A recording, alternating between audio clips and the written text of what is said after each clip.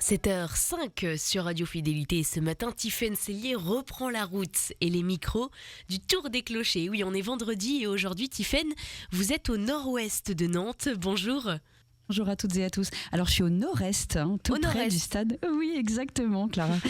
Tout près du stade de la Beaujoire, dans l'ensemble paroissial Trinité de l'Héraudière, Saint-Joseph-Saint-Georges. Un lieu unique en son genre. Autour d'un même parking se côtoient une église catholique, une chapelle orthodoxe, un temple évangélique et depuis peu une mosquée. On peut dire que ce sont des voisins de palier. Pour nous guider, je suis avec le père Philippe Riot. Bonjour. Père. Merci de nous recevoir. Alors le voyage que nous vous proposons pendant ces 2 heures. D'abord, votre parcours, Père Philippe, d'une paroisse tchadienne grande comme un tiers de la France jusqu'à Nantes. Un quart, c'est déjà pas mal. Puis la naissance dans 6 jours d'une paroisse nouvelle qui va bientôt avoir un nouveau nom. À 7h31, place à ce qui fait le sel de ce quartier, le dialogue fraternel et œcuménique, catholique, orthodoxe, protestant et un imam qui s'apprête à pousser la porte. À partir de 8h, ce sont les voix et les visages du quartier qui vont se succéder derrière le micro. L'accueil Saint-Bernard, les cahiers de l'espérance, l'histoire des Batignolles et sa fresque sauvée de la démolition. Et pour finir à 8h45, la pension de famille Nouvel Horizon de l'association Habitat et Humanisme. 2 heures pour découvrir ce qu'on appelle ici une communauté de communes. C'est parti. Le Tour des Clochers vous est présenté par la Maison du Bon Pasteur. EHPAD associatif au service des prêtres et des laïcs dans le quartier Saint-Donatien à Nantes.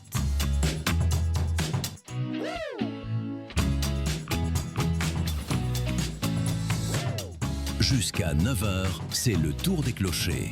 Partez à la rencontre de la paroisse et de la ville avec Tiffaine Cellier et ses invités.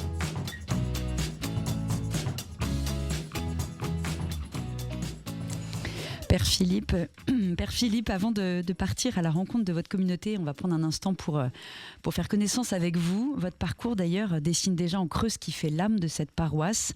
Vous avez été ordonné en 1999, je ne me trompe pas, à la sortie du séminaire Saint-Irénée à Lyon. Plus exactement, le séminaire des équipes de formation en monde ouvrier. De la et JOC. on prenait nos cours au séminaire Saint-Irénée. Voilà. C'était pas le séminaire Saint-Irénée. C'est plus clair. Voilà. Qu'est-ce qui, dans votre jeunesse, vous a mis en chemin vers le sacerdoce ? La JOC. Ouais. La jeunesse ouvrière chrétienne. C'est les copains de mon équipe de JOC quand j'étais lycéen qui m'ont dit « Philippe, on te verrait bien prêtre ». Ah oui. Puis ça m'agaçait. Moi, je voulais faire ingénieur en informatique et c'est ce que j'ai fait. Et puis, finalement, la question s'est reposée. Puis, j'ai fini par avancer. La JOC, vous l'avez intégrée à quel âge ? La JOC, ça a dû commencer, j'avais 13 ans. C'est vos parents qui vous ont proposé ? Non. J'ai été d'abord en ACA, avec les enfants. Là, j'ai commencé, j'avais peut-être 7-8 ans. Ouais. Les fripounets. Vos premières années de ministère vous conduisent comme prêtre coopérateur à Sainte-Marie-de-Doulon, ici à Nantes. Voilà. Ah oui, maintenant c'est vos voisins. Qu'est-ce que ces premières années de paroisse vous ont appris ? Découvrir le ministère, découvrir les quartiers, découvrir Nantes, parce que je ne suis pas de Nantes, je suis de Saint-Nazaire. Et puis j'ai fait mes études à Angers, à Lille, à Lyon, donc découvrir Nantes, découvrir les activités, les choses ici. Un quartier particulier aussi. Voilà, c'est ça, j'étais pas mal inséré sur le Perret, à côté de Paris, de Leclerc-Paris 10, là.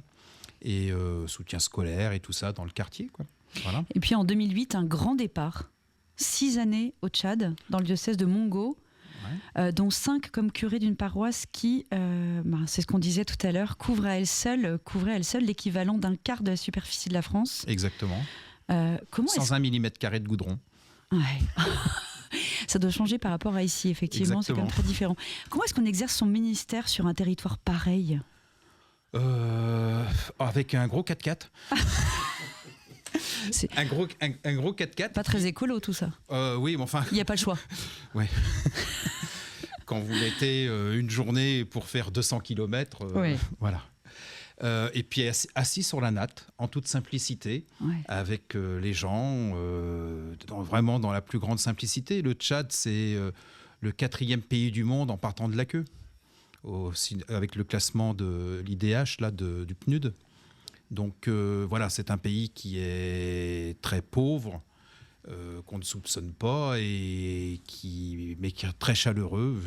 J'étais extrêmement impressionné de voir que l'évangile précédait tout le temps l'Esprit Saint, l'Évangile. Des communautés chrétiennes naissaient dans des villages et j'arrivais 6 mois après, c'est les chrétiens qui se réunissaient et la parole de Dieu, vraiment, bousculait les gens jusqu'à les obliger à se réunir. Et ça, c'était merveilleux de voir que la parole de Dieu faisait son travail et de constater, un peu comme Paul dans les Actes, qui arrive à certains endroits, puis il trouve que l'Esprit Saint est déjà tombé sur les gens, et puis il arrive pour les baptiser à la fin. Mais voilà, l'Esprit Saint fait son travail, c'est impressionnant. On est au temps apostolique. Qu'est-ce qu'elle vous a transmis, cette église, justement ? L'intérêt pour la personne. C'est-à-dire que quand on est avec quelqu'un, le monde peut s'écrouler, peut s'arrêter de tourner, on n'en a rien à faire. On est avec la personne. Et donc, voilà. Et puis aussi, peut-être l'humilité. Un des épisodes qui m'a le plus marqué, c'est l'un des jeudis saints que j'ai vécu là-bas. Une communauté a commencé à prier dans un camp de réfugiés à la frontière entre le Tchad et le Centrafrique. Il n'y avait jamais eu de prêtre qui était passé là-bas. Et je suis arrivé le jeudi saint. Et à ces personnes réfugiées, eh bien, je suis venu laver les pieds. Un prêtre, un blanc qui débarque et qui vient pour leur laver les pieds, ils ne connaissaient pas le jeudi saint, ce sont des gens qui étaient toujours en brousse, donc qui étaient chrétiens, mais qui étaient en brousse, donc ils n'avaient jamais vu de jeudi saint, et ils voient un prêtre blanc qui débarque et qui vient leur laver les pieds. Et pour moi aussi, j'ai été comme réordonné, si je peux dire, ce jour-là. Voilà. Et c'est vraiment cet esprit d'être au pied des gens, avec les gens, sur la natte. Dans ce coin-là, on dort sur le sable, point. Petit parmi les petits. Voilà. Et c'est l'Évangile qui a réuni les gens. Ils se sont réunis pour le Noël précédent. Et puis ils se sont appelés la communauté Emmanuel. Parce que c'était la venue de l'Emmanuel. Et puis ils se sont mis à prier sous un grand arbre. Voilà. Et puis voilà, je suis venu les saluer, passer un moment avec eux. Il faudrait une émission complète pour que vous nous racontiez vos années de Tchad. Il y a un émerveillement. Ah oui, mais bon, il faut qu'on avance. Et du coup, en 2014, vous êtes retourné en France et vous êtes devenu modérateur de la paroisse Saint-Luc, Saint-Louis de Montfort à Saint-Herblain, une paroisse que nos auditeurs ont découvert avec nous au micro au mois de mars, au micro du Tour des Clochers. En 2019, vous arrivez à la Trinité de l'Héraudière et en 2021, vous prenez aussi en charge Saint-Joseph-Saint-Georges. Le retour en France, déjà, n'a pas dû être facile. En 2014, j'imagine. Oh, je suis assez adaptable, donc ça s'est plutôt bien passé. C'est simplement que je mettais un pull de plus. Et en 2021, est-ce qu'à ce moment-là, quand vous étiez curé des deux paroisses, vous pressentiez déjà qu'elles finiraient par n'en faire qu'une ? Oh oui, c'était... On en reparlera peut-être un peu plus tard, mais ça fait 30 ans qu'il y ait des liens entre les deux paroisses. Alors, c'était une évidence. Comme naturel. Hein. Père Philippe, il y a un fil rouge dans tout votre ministère, vous en avez parlé, c'est le monde ouvrier et les quartiers populaires. Exactement. Vous êtes aumônier diocésain de l'Action catholique ouvrière et depuis 2024, Monseigneur Perceroux vous a confié la mission catholique en quartier populaire pour l'ensemble du diocèse. Vous m'avez dit que vous avez rejoint la CE quand vous étiez petit, mais il vous vient d'où cet attachement au monde ouvrier ? Papa était ouvrier, maman était à la maison à nous élever. Je suis de Trignac, une banlieue ouvrière de Saint-Nazaire, communiste. Voilà, c'est mon milieu, c'est de là d'où je suis, c'est mes racines. J'ai des membres de ma famille qui ont été des grands militants ouvriers et chrétiens. Mon grand-oncle a été dans la première équipe de jockey du diocèse en 1929. Ouais. Voilà, il a été le premier fondateur de la CFDT et de la métallurgie à Saint-Nazaire. Il a été les fondateurs de Sainte-Anne, l'église Sainte-Anne. Voilà, résistant, etc. Enfin, toute ma jeunesse s'est passée dans le cadre du monde ouvrier chrétien. Et qu'est-ce qu'un quartier populaire apprend à un prêtre justement sur l'église, sur l'évangile ? qu'il faut être à tout vent. Mais bon, je connaissais déjà. Enfin, voilà. On est au milieu de tout le monde. Il faut être adaptable aussi. Adaptable, et puis voilà, comme tout le monde, dans les petites choses, dans les relations de voisinage, de palier, dans le soutien scolaire, dans les rencontres avec des gens très variés qui viennent de partout dans le monde, des cultures différentes, des religions différentes, pas de religion, des fragilités psychiatriques, psychologiques, économiques, culturelles, sociales. Et on est là, et il y a une vraie richesse et une vraie foi aussi, et des capacités, des générosités, des capacités de se mettre ensemble. Il y a de l'action en commun, et ça me plaît. On sent que vous en parlez avec beaucoup d'émotion. Merci Philippe pour ce premier partage rapide sur votre parcours. On va se pencher dans un instant sur cet ensemble paroissial qui s'apprête à devenir une seule et même paroisse. Mais juste avant, prenons un temps de prière. Voici l'évangile de ce vendredi 5 juin, selon saint Marc, chapitre 12, versets 35 à 37. Évangile de Jésus-Christ selon saint Marc. En ce temps-là, quand Jésus enseignait dans le temple, il déclarait: Comment les scribes peuvent-ils dire que le Messie est le fils de David ? David lui-même a dit, inspiré par l'Esprit Saint, « Le Seigneur a dit à mon Seigneur, siège à ma droite, jusqu'à ce que j'aie placé tes ennemis sous tes pieds. » David lui-même le nomme Seigneur. D'où vient alors qu'il est son fils ? Et la foule nombreuse l'écoutait avec plaisir.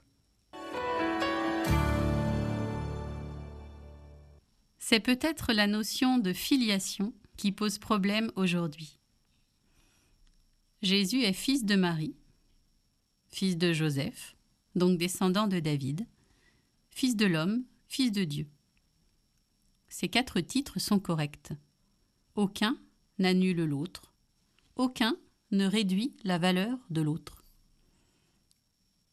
Filiation génétique, filiation d'adoption, filiation de lignée, filiation humaine, filiation divine. Christ condense en lui toutes ces filiations, accordant au passage grande valeur à chacune. Reprenons-les. Christ est de filiation génétique de Marie. Il dit en cela la grande valeur de la maternité, voire de la sexualité qui y donne lieu. Christ est de filiation d'adoption de Joseph. Il dit en cela la grande valeur de la paternité, de l'éducation d'un enfant. Christ est de filiation de lignée. Il s'inscrit dans la longue tradition d'Israël, sans rien renier de cette dernière. Il dit en cela la grande valeur de la première alliance, son universalité, son actualité. Christ est de filiation humaine. Dieu s'est incarné en l'un d'entre nous. Il dit en cela la grande valeur de l'humanité, digne d'être divinisée. Enfin, Christ est de filiation divine. Il est fils de Dieu. Il dit en cela l'immense amour que Dieu nous porte. Il n'est pas étonnant qu'ici dans notre texte, la foule l'écouta avec plaisir. C'est notre destin d'humain qui est ici en jeu. Celui qui fait de nous des sœurs et frères de Jésus, des filles et fils de Dieu à sa suite. Nous aussi, nous écoutons cela avec un plaisir mêlé de crainte respectueuse. Serons-nous à la hauteur d'un tel avenir ? Sommes-nous capables d'une destinée pareille dans notre quotidien ? Peut-être. Si, comme dans le texte, nous nous laissons enseigner par le Christ dans sa parole, Lisons la Bible, lisons les évangiles, écoutons les textes. Ils sont porteurs de Dieu.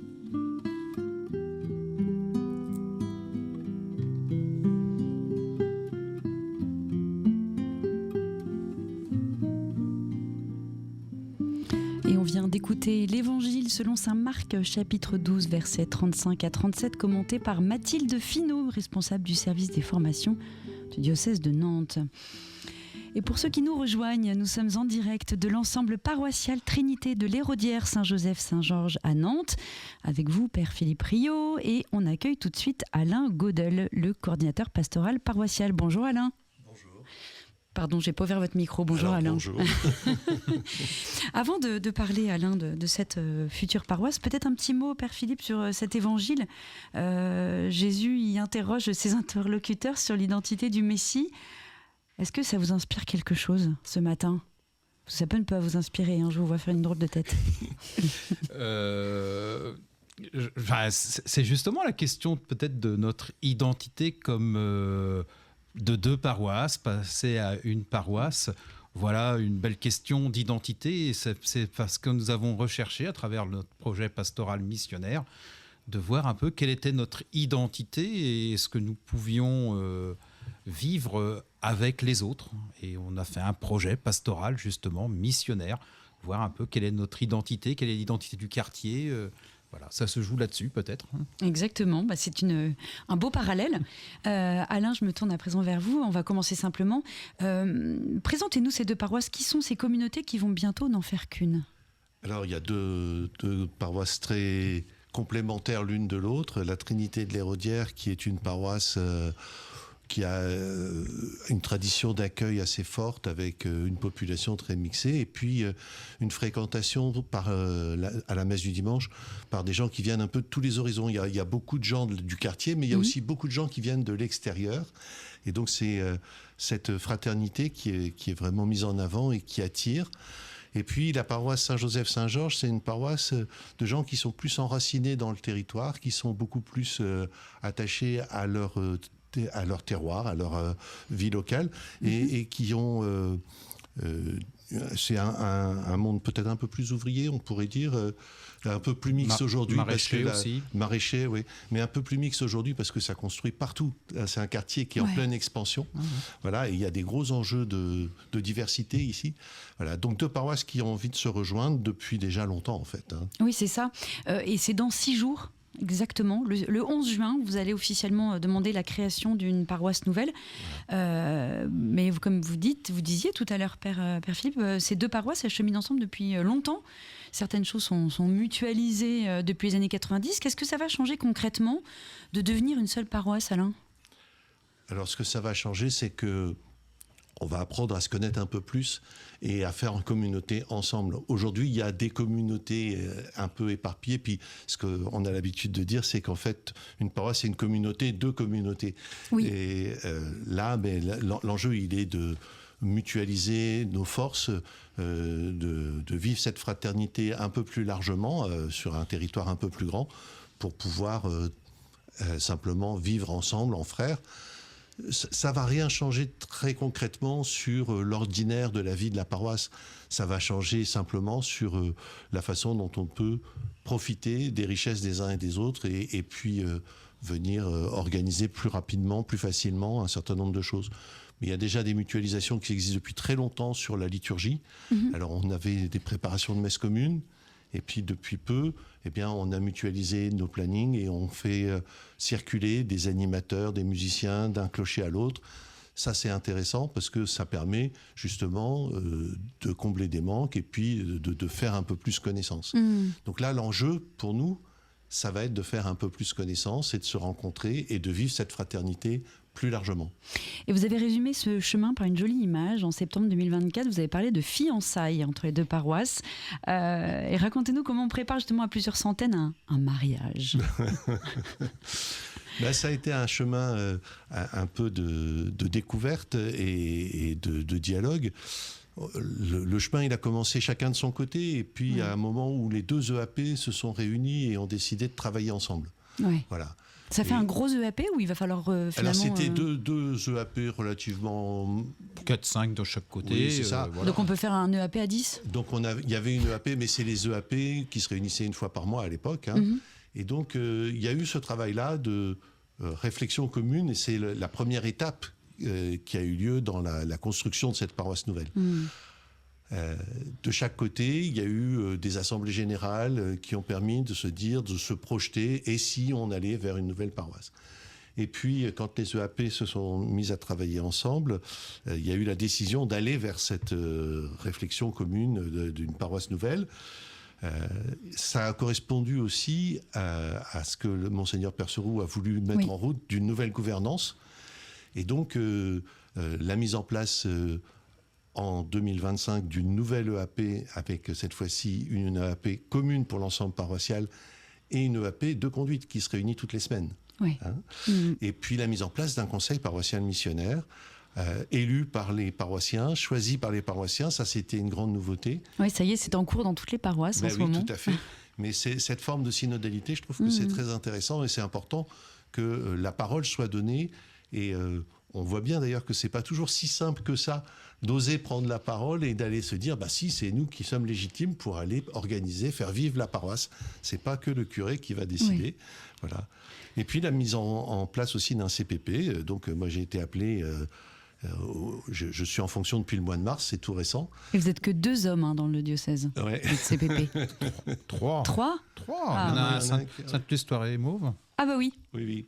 Voilà. Et puis donc la mise en place d'une nouvelle façon de travailler et d'être un peu plus ouvert au dialogue avec les laïcs. Et je trouve que ça, c'est vraiment une chance que notre évêque nous donne, cette possibilité.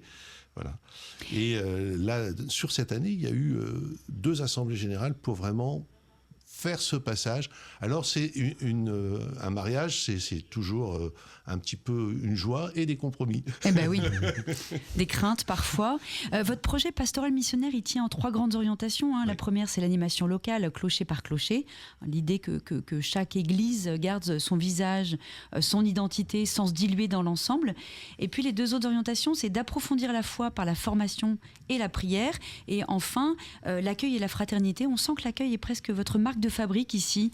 Qu'est-ce que vous mettez derrière ce mot ? Il y a beaucoup de choses. Il y a des choses toutes simples, c'est prendre le temps de se rencontrer. Je pense qu'une fin de messe le dimanche, ça dure au moins une demi-heure.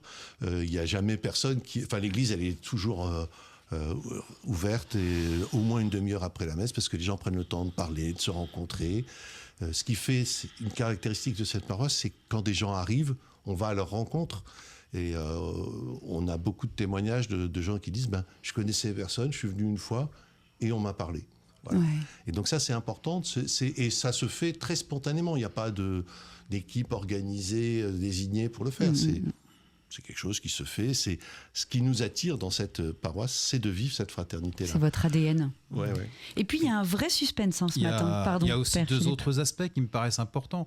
Il y a à Saint-Bernard, il y a l'accueil Saint-Bernard. Dont on va parler tout à l'heure. Voilà. Exactement. Et puis, ici, c'est plutôt l'accueil avec les frères protestants et orthodoxes. On va en parler aussi tout à l'heure. Voilà. Un accueil différent dans chaque communauté, finalement. Voilà, et différentes autres formes d'accueil. Oui. Mais voilà, il y a pas que la question du dimanche matin.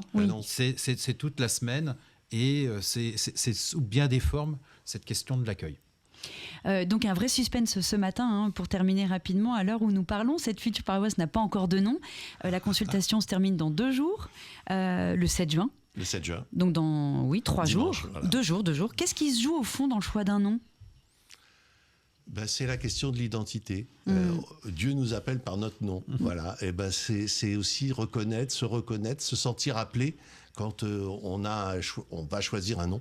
Alors ce qui est important, c'est de dire que ce vote, il n'est pas terminé, mais qu'il y a énormément de participation. On a plus de 130 personnes qui se sont prononcées déjà sur le nom. Et il y a eu des propositions. Alors c'est l'évêque qui va trancher. On est d'accord, c'est comme ça que ça fonctionne. Mais il y a eu beaucoup de propositions de noms qui sont remontées. Et puis, dans ces propositions, il en restait 7. Et dans ces 7 propositions, il y a vraiment beaucoup de choses très variées qui sont en train de s'exprimer, entre représentations, des images très variées de l'Église. Dans les noms qui sont mis en avant, on va retrouver Charles de Foucauld, que tout le monde connaît, qui incarne une certaine image de la présence discrète de l'Église dans un monde qui n'est pas chrétien. On va trouver Carlo Acutis, qui est un saint des temps modernes, canonisé il n'y a même pas un an, et qui a été un évangélisateur par les médias. On va trouver quelqu'un que personne ne connaît, qui est la bienheureuse Hélène de Chapotin, qui est en fait la fondatrice des sœurs franciscaines missionnaires de Marie, et qui en fait est originaire, a vécu sur cette paroisse ici. Voilà, donc c'est la sainte locale. On va trouver aussi une image que tout le monde connaît, qui est la Sainte Famille. Voilà, ça, ce sont des appellations qui regroupent, qui rassemblent avec des intentions très différentes. L'attention aux jeunes, l'attention au monde qui nous entoure, la fraternité au sein d'une famille, l'ancrage local avec Hélène, voilà. Eh bien, le suspense sera levé dimanche, on saura. Merci infiniment. La semaine prochaine. La semaine prochaine, le 11. Ah, j'ai dit ce dimanche. Oh, non. Bah oui, mais du coup, j'ai dit 3 jours. Mais non, le suspense sera levé dans 10 jours. Voilà. Il faut encore attendre. Une semaine. Voilà. Oui. Merci infiniment, Alain. Merci, avec Père plaisir. Philippe. Une paroisse qui naît, c'est d'abord une communauté qui s'ouvre. Ici, justement, l'ouverture ne s'arrête pas aux portes de l'Église catholique. Dans un instant, on parle de ce qui fait peut-être la plus belle singularité de ce quartier, le dialogue entre chrétiens et au-delà. Restez avec nous, c'est juste après une page de publicité et la météo. Vous êtes sur Radio Fidélité et jusqu'à 9h, c'est le tour des clochers. Tiffaine Sellier et ses invités reviennent dans quelques instants. Toutes les assurances se valent, me direz-vous? Eh bien non.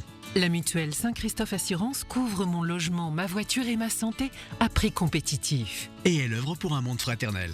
Cette année, elle fait un don de 50 000 € à l'Ordre de Malte France pour un accueil Malte à Toulon, un centre qui secourt et soigne les plus démunis. Enfin, un assureur qui va dans la même direction que ma foi, sans dépasser mon budget. Mutuelle Saint-Christophe Assurance, l'assurance au cœur fraternel. Entreprise régie par le Code des assurances. Plus d'informations sur leur site. Un tableau ancien, un bijou, des vins précieux ou une antiquité asiatique. Faites-les expertiser par maître Paul-Marie Musnier, commissaire-priseur dans tout le Grand Ouest. Estimation, vente, expertise, il met son savoir-faire en toute confidentialité au service de vos biens, qu'ils viennent d'une succession ou de votre grenier. Maître Musnier vous accueille dans son bureau nantais ou se déplace à domicile. Appelez le 06 62 888 105. 06 62 888 105. Et retrouvez toutes les infos sur www.milon.com.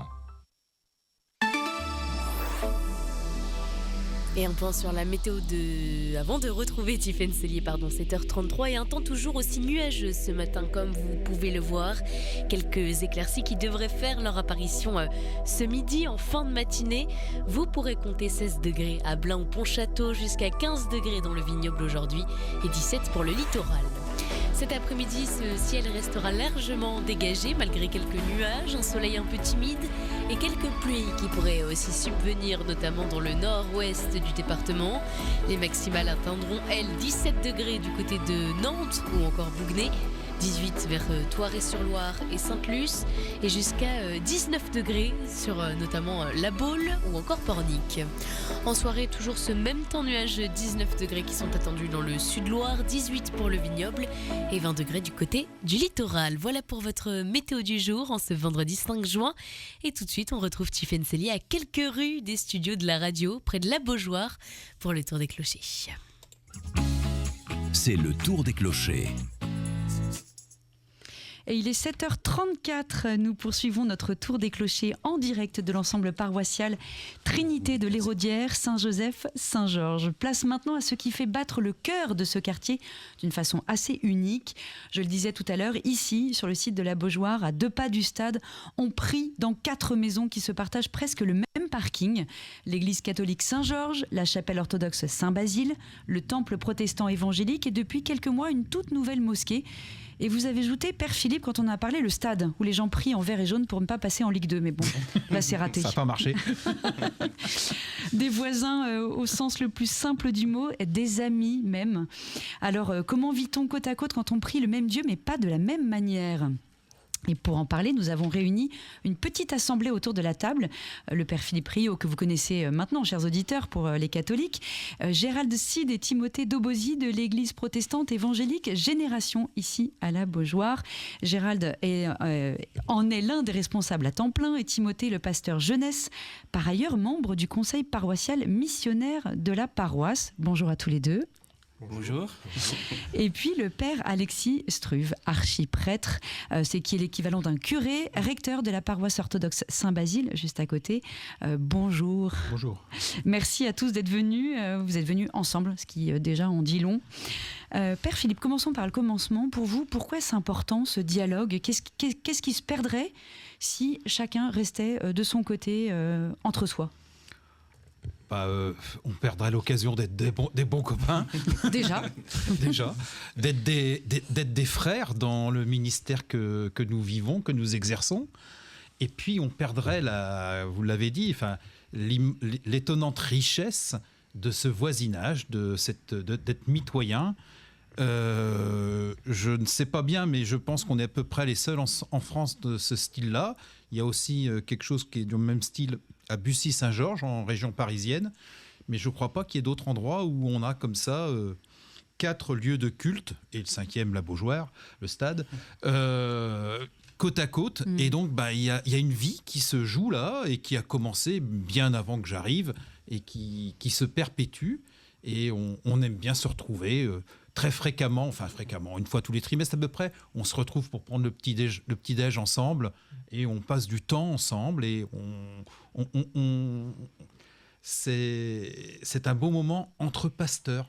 Ouais. Entre pasteurs, et ça c'est particulier, c'est quelque chose d'étonnant. Gérald et Timothée, on parle d'œcuménisme entre chrétiens, mais sur quoi est-ce qu'on s'appuie au juste pour se dire frère quand on appartient à des églises différentes ? Qu'est-ce qui nous unit par-dessous les différences ? Je pense que ce qui nous unit, c'est justement cette base commune qui est la parole de Dieu et notre foi commune dans le Christ et son œuvre à la croix pour chacun de nous, l'amour de Dieu pour chacun de nous aussi. Vous voulez ajouter quelque chose, Timothée ? Non, c'est facile de penser aux choses qui nous désunissent dans notre histoire. Et on est issus de séparation et du coup c'est intéressant et pour moi ça a été une belle expérience de me retrouver dans cet endroit-là pour venir rencontrer les frères catholiques, les frères orthodoxes que je connaissais pas du tout et sur lesquels j'avais beaucoup d'a priori peut-être ou autres. Et comme vous le mentionnez tout à l'heure, je fais aujourd'hui partie du conseil paroissial missionnaire de la paroisse et du coup j'ai pu me rendre compte qu'il y avait plus de choses qui nous unissent que ce que je pensais au préalable. Mais c'est assez rare, c'est assez rare de siéger au conseil paroissial missionnaire d'une église catholique. Et comment vous êtes arrivé là Comment ça s'est fait ? C'est l'Assemblée générale de la paroisse qui a décidé de dire que c'était tellement important qu'il fallait une place pour l'une des 2 communautés avec lesquelles nous sommes voisins et que c'était constitutif de la paroisse, d'où le fait de leur proposer d'être dans le conseil paroissial missionnaire. C'est quelque chose qui est que moi j'avais déjà vécu à Lyon où on a la même chose avec une paroisse protestante, plutôt fédération protestante, où il y a quelqu'un de la paroisse catholique qui est dans le conseil presbytéral de l'église protestante et quelqu'un de l'église protestante qui est dans le conseil pastoral de l'église catholique. Et ils ont même un cycle de catéchèse pour les enfants ensemble, catholiques et protestants. Il y a une catéchèse catholique, il y a une catéchèse protestante et il y a une catéchèse œcuménique. C'est incroyable. Voilà, à Oulin. Père Alexis, du côté orthodoxe, votre paroisse Saint-Basile est la première paroisse orthodoxe francophone de province. Elle a déménagé 6 fois avant de poser enfin ses valises ici à la Beaujoire, c'est ce que j'ai cru comprendre. Alors je ne suis pas sûr que ce soit la première paroisse orthodoxe de province. Alors peut-être Il y avait une présence orthodoxe à Marseille qui a commencé très tôt. Non, je pense pas. C'est un peu hâtif. Notre paroisse est la première paroisse orthodoxe sur le territoire des Pays de la Loire. Et là, elle a été créée. On débat entre nous. Ça fait 100 ans. Basé essentiellement sur l'arrivée de migrants de Grèce et de Russie. Ouais. Voilà, ils se sont rencontrés et ils ont effectivement commencé à prier ensemble il y a longtemps. Des prêtres venaient de Paris et nos frères catholiques nous ont prêté différents lieux au fur et à mesure jusqu'au jour où finalement nous avons obtenu un bâtiment et la mairie nous a mis à disposition ce terrain qui est là près de Saint-Georges à l'époque. Nous n'étions que 2 au départ. Enfin, ils étaient que 1 au départ. Oui, il y avait l'église catholique et vous êtes mis à côté. Nous sommes devenus que 2 à la suite. On voit ce bâtiment en bois avec votre clocher si propre, si typique. C'est un don qui a été fait. C'est un monsieur assez riche en Russie qui avait 2 églises en trop. Et il a envoyé ces 2 églises à un prêtre qui est dans le sud de la France. Et ce prêtre a dit, une, ça peut m'être utile, 2, non. Et donc on a dit, on est preneur. Enfin, j'étais pas là à l'époque. Et donc on a reçu toute une série de fustes, ces troncs en bois. On ne savait pas quoi en faire parce qu'on n'avait pas de terrain. Et ils ont été stockés pendant très longtemps au séminaire, dans le centre de Nantes, dans les jardins du séminaire, jusqu'au jour où la mairie a mis à nos dispositions ce terrain. Et à ce moment-là, on a fait venir des ouvriers de Russie parce qu'il y a un savoir-faire. Voilà, il y a un vrai savoir-faire. C'est un tout petit peu plus compliqué que le Lego. On n'est pas loin du Lego, mais un peu plus compliqué.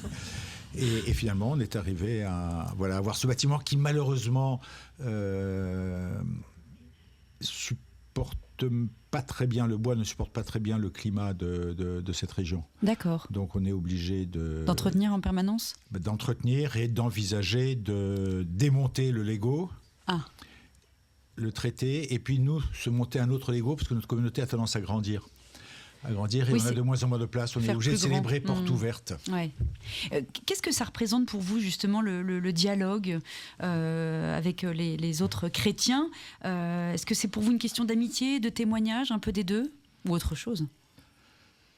Je crois que c'est avant tout la rencontre fraternelle. Avant tout ça, c'est pas des questions de structure, c'est pas des questions de. Alors je suis désolé pour mes amis d'être dans le conseil d'un tel ou le conseil d'un tel. C'est la chance de pouvoir se croiser, de pouvoir se parler, de pouvoir se regarder, de pouvoir échanger, de pouvoir se retrouver de temps en temps comme on fait une fois par an avec le buffet des voisins. Souvent plus. Je sais que j'ai un certain nombre de fidèles qui suivent des cours à Génération de Français.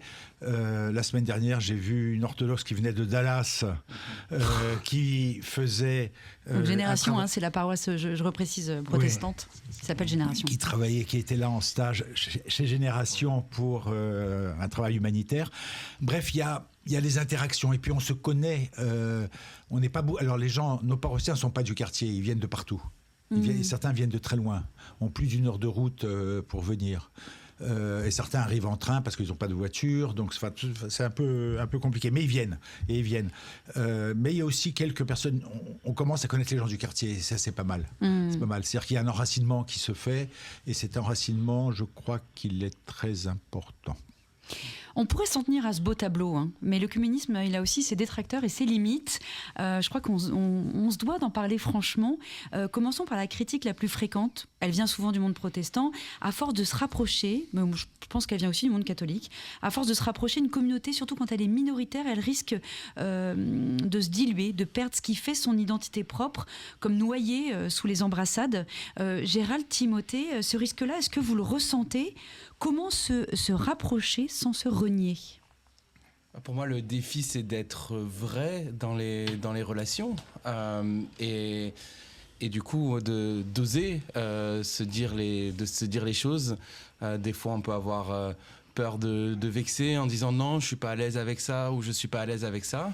Moi, je me revois dans cet échange qu'on a entre pasteurs, nos petits déj entre pasteurs des trois églises, dire écoutez, moi je suis pas forcément à l'aise avec ça, j'ai pas encore bien réfléchi à la question de est-ce qu'on prie ensemble ou pas, et pour l'instant je préfère qu'on le fasse pas, et ça n'a pas posé de problème entre nous. Ça a été bien accueilli. Par contre, si on détourne les choses, ou si on ne dit pas directement ce qu'on pense, on va créer des sous-entendus ou des choses qui vont créer une distance. Mais je pense que ce qui a beaucoup aidé, c'est aussi ce lien qu'on a cherché à développer juste en goûtant le gâteau que les orthodoxes font à Pâques, ou juste en... J'ai oublié le nom, désolé. La Pascha et le Kulich. Le Kulich. C'était excellent.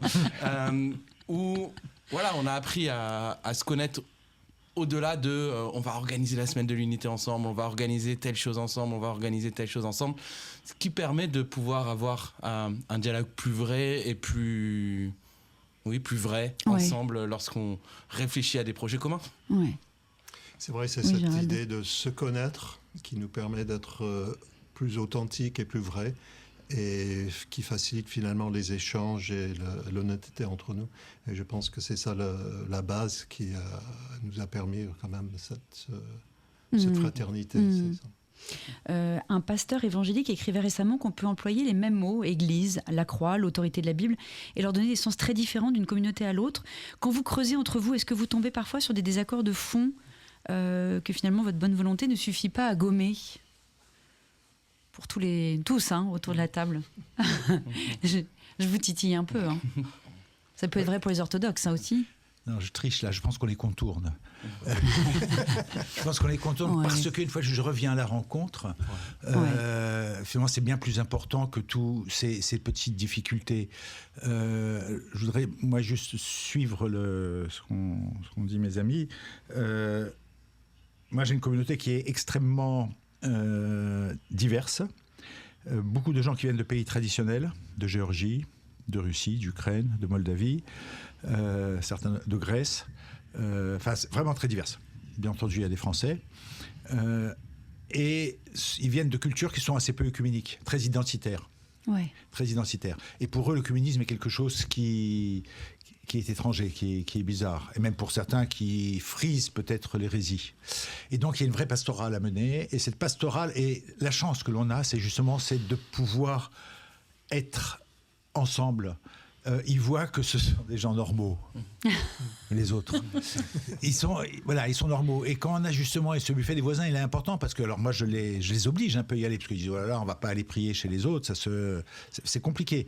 Et donc il y a toute une pédagogie, une pastorale, et je m'appuie beaucoup sur la prière de Jésus avant sa passion, le chapitre 17 de Jean, et je n'arrête pas de leur mettre ça dans la tête en disant afin qu'ils soient un comme nous sommes un, pour que le monde croie. Et j'ai dit, c'est notre responsabilité. Et cette notre responsabilité fait qu'ils se rendent compte que les gars d'à côté, quand même, ils ont aussi une croix. Les gars d'à côté, ils croient aussi en la parole de Dieu. Les gars, enfin voilà, il y a quelque chose. Et donc je pense que c'est une chance. C'est vraiment une chance que l'on a. C'est une grâce qui nous est donnée, et c'est une responsabilité. Et je me tais parce que je suis très bavard. Et pour moi, un des temps forts qu'on a pu vivre, justement, c'était autour d'un de ces buffets des voisins, où donc on met toutes les tables dehors et puis on mange ensemble. On va y venir justement. J'ai le droit de continuer comme oui, bien sûr. Et du coup, donc on a mangé ensemble, et c'est vrai qu'au démarrage, on a quand même plutôt tendance à s'asseoir avec les personnes qu'on connaît. Et puis on avait organisé ensuite ce jeu, un rallye photo, où on avait fait une feuille avec des photos de différents endroits de nos églises différentes. Et puis on avait fait des équipes du coup mixtes. On avait dit pour gagner le jeu, il y a besoin d'avoir des orthodoxes, des catholiques, des évangéliques dans l'équipe. Et donc ils passaient de paroisse en paroisse pour rechercher les lieux qui étaient en photo. Et là, à ce moment-là, tour à tour, selon l'église dans laquelle ils se trouvaient, les gens prenaient la parole pour expliquer. Voilà ce qu'on vit, voilà ce qui se passe ici.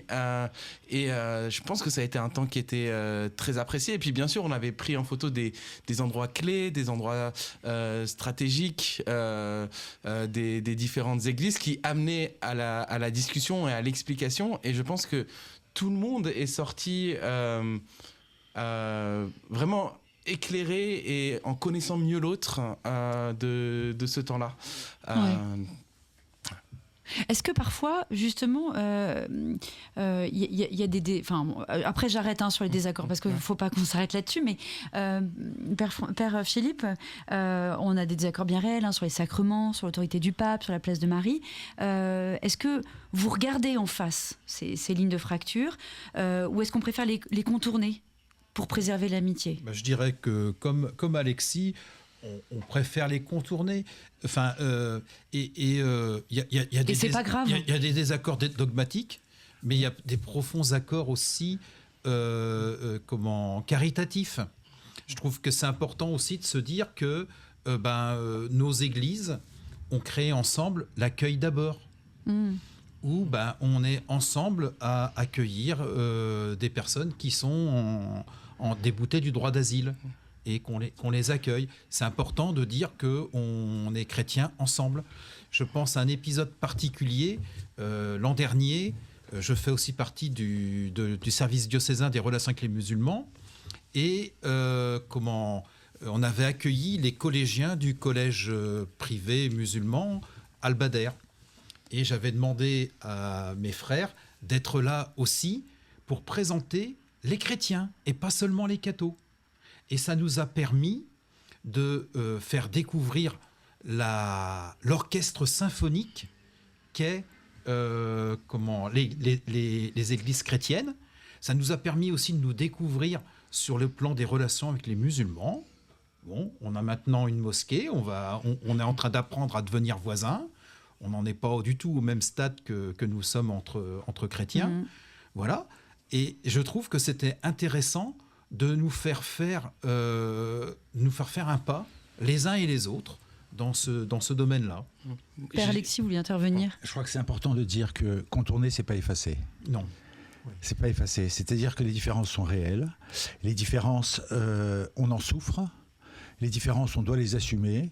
Aujourd'hui, alors, dans la discipline orthodoxe, par exemple, on ne partage pas l'Eucharistie avec nos frères catholiques parce que nous considérons que tant que nous n'avons pas une identité de foi parfaite et totale, on ne peut pas communier au même calice, et c'est une vraie souffrance.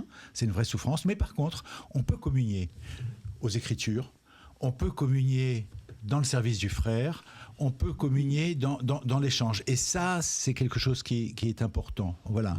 Mais nos différences sont réelles, plus ou moins importantes. Il y a aussi beaucoup de culturel dans ces différences. Et simplement, il faut apprendre à vivre avec, accepter l'autre. Accepter l'autre. Moi, j'aurais pas utilisé le mot contourner, et j'aurais plutôt dit qu'on est parti du bas. On a réfléchi, ok, c'est quoi le minimum qu'on peut faire ensemble vu qu'on est là, on est juste des trois côtés de parking, et donc du coup on s'est dit on peut manger ensemble. Eh ben oui. Et c'était la première étape. Et puis on peut se rencontrer régulièrement. Et puis on fait des petits pas dans une direction. Et puis là on va dire non, ce pas-là on le fait pas. Et puis en fait donc pour moi c'est pas un contournement, mais c'est plutôt une construction depuis le bas où on discute ce qu'on fait ensemble. Mais par exemple ma participation au CPM il y a 5 ans aurait pas forcément même été d'actualité, ou la réponse aurait probablement pas été la même. Ouais. Ce que je trouve intéressant, c'est que on part de notre quotidien. Dans notre quotidien, on n'est pas en train de faire des discours théologiques tous les matins, mais on est plutôt en train de prendre le petit-déj tous les matins. Ben oui, faut mettre les choses à leur proportion. Il y a le quotidien, puis il y a des fois, on cause sérieux, avec théologiens, machin, tout ce qu'il faut, mais c'est pas la majorité de nos débats. Enfin, c'est notre quotidien de famille, de communauté. Il y a des rendez-vous, des gestes très concrets. Donc, il y a le petit déjeuner des pasteurs, où vous vous retrouvez, où vous discutez. Il y a les grands rendez-vous communs, la semaine de prière pour l'unité des chrétiens en janvier. Le buffet des voisins qui est en juillet. C'est le 5 juillet, ce sera le 5 juillet prochain. Et puis, vous prêtez aussi vos églises. Saint-Jean-Bosco, Saint-Bernard, à d'autres communautés chrétiennes, des Érythréens, des Coptes, des chrétiens d'Orient. Pourquoi est-ce que c'est important d'ouvrir ces portes comme ça? Et qu'est-ce que ces communautés vous apportent en retour? Pour moi, c'est l'image de l'orchestre d'harmonie ou d'orchestre symphonique. Ça n'a aucun intérêt. Enfin, si, ça a de l'intérêt de jouer du violon tout seul. Mais c'est quand même plus sympa quand il y a aussi la grosse caisse, quand il y a aussi la guitare. C'est qui la grosse caisse? C'est toujours les orthodoxes. Voilà, enfin, la belle musique se fait avec un orchestre. Et donc, pour moi, c'est ça, c'est ça l'intérêt. Et donc, on a la chance de l'histoire qui fait qu'on est doté d'équipements qui sont convenables. Et donc, on ouvre nos portes à ceux qui sont moins dotés. Enfin, c'est le plus fondamental de la Bible, depuis le tout début de l'Ancien Testament, l'hospitalité. C'est parti de là, le buffet des voisins. Vous vous êtes dit, il n'y a pas que les pasteurs qui doivent se retrouver, il y a aussi les communautés. Ça a bien pris d'ailleurs au départ, dès le départ. Peut-être c'est toi, Gérald, qui est le plus ancien. Non, c'est ça. C'était parti un petit peu de cette base dont parlait Timothée là aussi, je pense. Qu'est-ce qu'on peut faire ensemble pour réunir les communautés? Il y avait des réticences à droite et à gauche pour différentes raisons.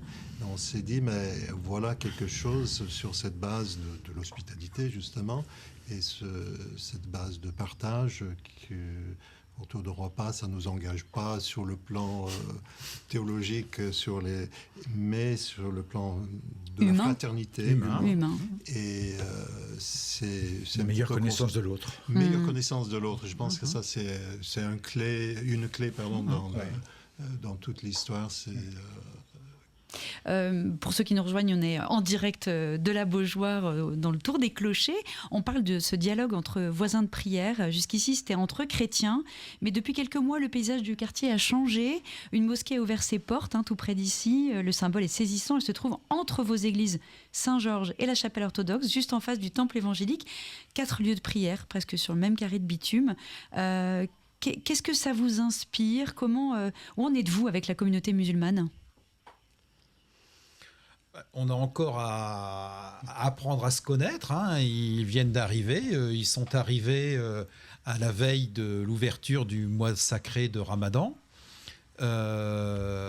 C'est-à-dire pour nous, les catholiques, au Mardi Gras, la veille du mercredi des cendres. Voilà. Et on a à apprendre à se connaître. Moi, j'ai quelques liens un peu importants avec l'imam, Bilal Kara, qui est vraiment sympathique et avec qui j'ai pu avoir des dialogues on va pas dire pasteur, mais de ministre à ministre, en toute simplicité. On était assis sur son lit dans une pièce qui faisait ce qui fait 4 mètres carrés, c'est pas sûr. Et on est en train de parler de nos tripes de ministres, de pasteurs, par rapport aux gens qui venaient nous voir. Voilà. Voilà, ça c'est des choses. Après, le trésorier de la mosquée nous a accueillis lorsqu'ils ont fait une porte ouverte de leurs travaux en disant, il y a un proverbe chez moi en Algérie qui dit avant d'acheter la maison, achète d'abord le voisin. Je trouvais que c'était intéressant de partir de là. Merci beaucoup à vous 4, Père Philippe Riot, Gérald Cid et Timothée Dobozy, Père Alexis Struve. Vous nous donnez à voir quelque chose de rare, des voisins qui, sans rien gommer de leurs différences, ont décidé de frapper à la porte les uns des autres plutôt que de se tourner le dos. Merci pour votre présence ce matin sur Radio Fidélité. Il est 7h, passé de 59 minutes, juste après les informations de 8h. Un programme riche vous attend, l'accueil Saint-Bernard, les cahiers de l'espérance et l'histoire patrimoniale du quartier des Batignolles. Restez avec nous sur Radio Fidélité, la suite du Tour des Clochers, c'est juste après les Flash Infos. Vous êtes sur Radio Fidélité et jusqu'à 9h, c'est le Tour des Clochers. Tiffaine Sellier et ses invités reviennent dans quelques instants.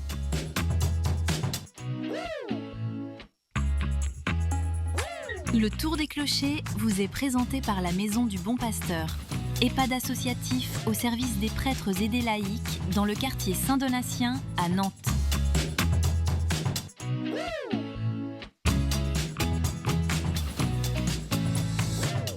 Jusqu'à 9h, c'est le Tour des Clochers. Partez à la rencontre de la paroisse et de la ville avec Tiffaine Sellier et ses invités.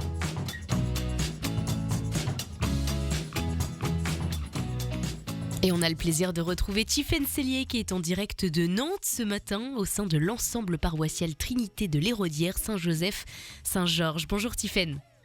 Bonjour Clara, merci. Bonjour à toutes et à tous et bienvenue si vous nous rejoignez pour ce Tour des Clochers.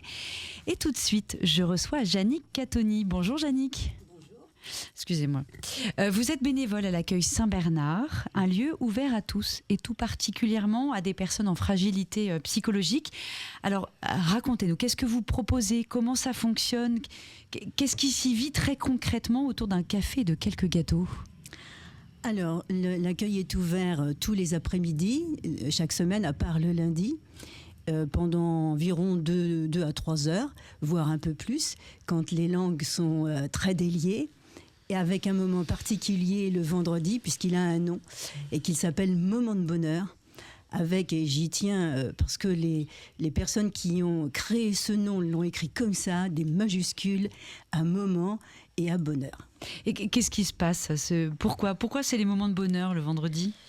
Alors, si on part à la création de cet accueil-là il y a très très très longtemps, c'était au départ une simple entraide pour des choses concrètes comme réparer un vélo, mais ça s'est développé ensuite pour finalement proposer à des gens isolés, des gens qui n'ont plus de famille ou que les hasards de la vie ont séparé de leur famille, de vivre un moment de convivialité et plus de fraternité. Et il y a affiché dans la cuisine une phrase qui est un peu le credo de ce lieu. Vous pouvez nous la lire? Oui.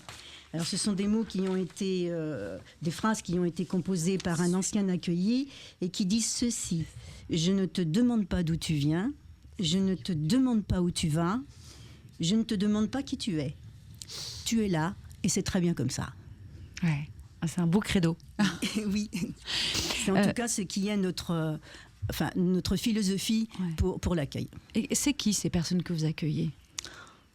Des gens du quartier, ou pas d'ailleurs, des gens qui ont entendu parler de l'accueil, des gens qui en font partie depuis très longtemps et qui se sont constitués une famille. Et le mot est fort, mais c'est le mot qu'ils emploient eux-mêmes. Puisque quand j'ai préparé cette intervention aujourd'hui, les premiers mots qui sont sortis, c'est ça. C'est ici, on est une famille. C'est quelque chose qui est très important pour eux. Donc c'est une famille, mais pas un centre de soins. Si des personnes sont en grande souffrance psychologique, vous pouvez les orienter vers des structures de soins. Ça, voilà. La limite est bien claire. Ah oui, nous on n'a aucun rôle thérapeutique, c'est pas notre rôle. Nous ne sommes que des bénévoles et nous travaillons en binôme toujours, un homme, une femme, quand c'est possible. Mais notre rôle, c'est juste l'écoute, c'est tout. Et puis le conseil qu'on peut donner, d'aller voir des gens qui sont spécialisés pour aider des personnes en difficulté. Mais c'est le quartier qui fait ça ou pas? Parce que c'est étonnant d'être parti d'une entraide de réparation, de vélo, tout ça, à finalement une aide psychologique. C'est sans doute le hasard. Sociétal, un besoin sociétal. Je pense que c'est ça aussi. Nos sociétés sont de plus en plus difficiles et les lieux d'aide sont peu nombreux. Ouais. Voilà. Et vous me disiez que certains, depuis qu'ils fréquentent Saint-Bernard, ont poussé la porte de l'église. Comment est-ce que ça arrive? Alors, là aussi, c'est quelque chose qui est assez intéressant, puisque parmi les accueillis, certains se sont fait baptiser, et puis ont préparé ensuite la communion et la confirmation. Et c'est un lieu pour eux qui est chargé d'espérance, parce que quand on va pas bien, on a aussi besoin du secours de la prière. Et chez nous, c'est très simple, parce que l'église, elle est à 3 pas. Il a quel âge cet accueil ? Un peu plus de 30 ans. Oui. Oui. C'était dans l'ancienne église Saint-Bernard que ça a démarré, avec une religieuse, Marie-Jo Giroir, d'heureuse mémoire. Et lorsque l'église nouvelle Saint-Bernard a été construite, cette préoccupation de l'accueil était l'une des idées principales qui a guidé l'architecture, la réflexion de l'équipe et de l'architecte pour concevoir ce lieu. Et l'accueil, lui-même, la pièce d'accueil, a été conçue tout spécialement. Je dirais pas qu'on a construit l'accueil et puis on a construit l'église autour. Mais quasiment. Tout à fait, mais c'est quelque chose de cet ordre-là. Je crois que les personnes accueillies ont préparé une petite conclusion, Yannick. Alors, la conclusion, c'est que pour eux, c'est un lieu qui est extrêmement important. Ils m'ont dit on s'y ressource, c'est un lieu où on reçoit de belles choses. Et il y en a même un qui m'a dit, ici c'est un nid d'amour, ce qui m'a fait comprendre pourquoi on a au plafond de la cuisine, parce que c'est aussi comme ça qu'on appelle l'accueil à Saint-Bernard, un nid dont j'ignorais la signification. En fait c'est ça, c'est le lieu de toutes leurs attentes, de tous leurs espoirs, et puis de moments de pause dont ils ont besoin. Voilà. Et j'imagine que vous y sentez bien aussi. Alors tout à fait. Parce qu'on croit toujours qu'on va donner beaucoup, et puis en fait, on s'aperçoit qu'on reçoit beaucoup plus que ce qu'on donne. Merci infiniment, Yannick. Vous venez nous parler de l'espérance en acte. Restons sur ce mot, justement, car cette paroisse a passé toute une année à débusquer les signes d'espérance dans son quotidien. Alors, on a des membres de l'EAP autour de cette table, des membres de l'équipe d'animation paroissiale. On les accueille tout de suite. Jusqu'à 9h, c'est le tour des clochers. Eh bien, bonjour à vous. Alors, qui est autour de la table des membres de l'EAP ? On a Claire, Isabelle. Isabelle, il n'y avait pas Michel qui devait venir ? Michel. Non. Ah, Michel, voilà. Bah oui, pardon, c'est ça. Alors, pendant l'année jubilaire, des équipes de quartier se sont réunies pour repérer dans leur vie de tous les jours les petits signes de la présence de Dieu. Comment elle est née, cette idée des cahiers de l'espérance ? Tout simplement, on s'est dit, le jubilé de l'espérance, c'est bien à Rome, mais faisons quelque chose de local et vivons l'espérance. On a toujours aussi ce désir de vivre quelque chose en équipe. L'évêque, Monseigneur Jam avait créé les équipes fraternelles de foi. Et puis, Monseigneur Perceroux nous a invités à prolonger et à aller vers des équipes fraternelles de proximité. Et donc, on s'est dit tout naturellement, voilà un bon sujet, l'espérance dans nos quartiers, au quotidien. Notre foi doit absolument s'inscrire dans notre quotidien. Et c'est là qu'on la vit. Et donc, c'est venu progressivement. On a fait un petit feuillet pour que des équipes se rencontrent. Et puis après, de fil en aiguille, on s'est dit, pour le jubilé de l'an 2000, on avait fait un grand cahier des actes des chrétiens, pourquoi pas faire un grand cahier, là aussi, des cahiers de l'espérance. Et je vous les ai montrés, ils sont décorés, on a toutes les choses. Des grands cahiers A5. A3. A3, A5, non, c'est petit A5. Et il y a une quinzaine d'équipes qui a participé. Michel, vous voulez commencer ? Parce que, je précise aux auditeurs que Père Philippe s'est dit, il vaut mieux les lire directement que d'en parler. Alors, on va vous mettre le micro. Et puis Michel va commencer. J'avais remarqué une personne dans l'assemblée dominicale de Saint-Bernard. Il se trouve que c'est une de mes voisines. J'ai osé aller frapper à sa porte et depuis, des liens se sont tissés. C'est grâce au témoignage d'un couple de l'équipe de proximité que j'ai pu faire cette démarche. Cela m'a stimulée. Est-ce qu'on poursuit avec vous, Isabelle ? J'étais avec une amie et nous avons intégré à nos jeux sa sœur handicapée. Claire ? Dans notre lotissement, des personnes sont attentives à un voisin en difficulté et se relaient pour lui rendre visite, prendre de ses nouvelles et l'aider. Je vous laisse continuer, Michel. Dans notre rue qui mène à l'école et au collège, nous voyons beaucoup de jeunes qui nous disent bonjour en passant. Une grossesse difficile qui vient à terme. La maman est emmenée à la clinique par Françoise. Joie de voir ce beau bébé, beauté de l'allaitement. Au moment de bonheur, on est rassemblés et on est une famille autour de Jésus. Notre famille, c'est notre espérance. Une remarque des groupes scouts.